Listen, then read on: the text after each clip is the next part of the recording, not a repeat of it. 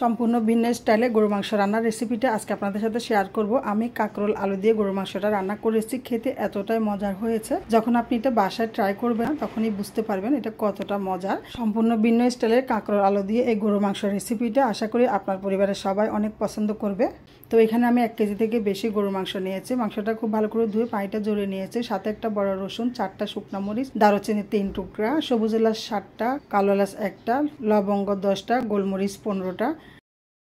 দিয়ে দিচ্ছি কাশ্মীরি লাল মরিচ গুঁড়া 1 চা চামচ, লবণ স্বাদ মতো, হলুদ গুঁড়া 2 চা চামচ, জিরা বাটা 1 চা চামচ, আদা বাটা 4 টেবিল চামচ, রসুন বাটা 3 টেবিল চামচ, ধনিয়ার গুঁড়া 2 চা চামচ, সরিষার তেল 6 টেবিল চামচ, সয়াবিন তেল 7 টেবিল চামচ।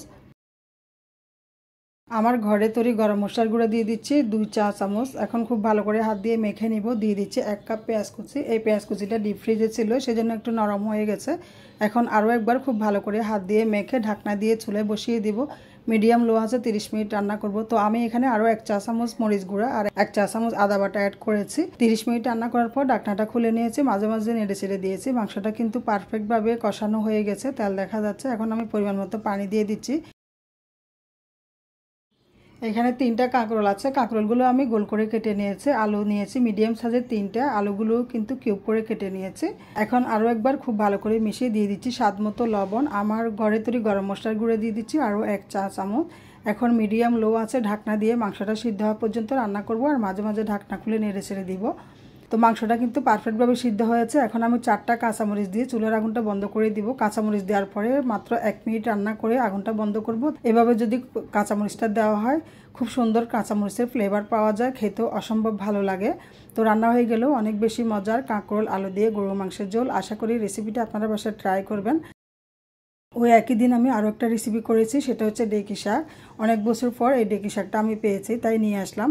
ডেকি শাক ভাজি করলে কিন্তু অনেক মজাই হয়। ডেকি শাকটা কেটে খুব ভালো করে ধুয়ে ঝাঁঝরিতে রেখে পানিটা ঝরিয়ে নিয়েছি। এখন কড়াইতে দিয়ে দিচ্ছি পরিমাণ মতো সয়াবিন তেল, দিয়ে দিচ্ছি শুকনো মরিচ 6-7টা, রসুন কুচি একটু বাড়িয়ে দিয়েছি। রসুন কুচিটা বেশি করে দিলে খেতে মজাই হয়।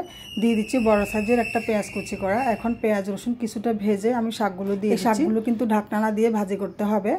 দিয়ে দিচ্ছি স্বাদ মতো লবণ। এটা ভাজি করার পরে অল্প একটু হয়ে যায়।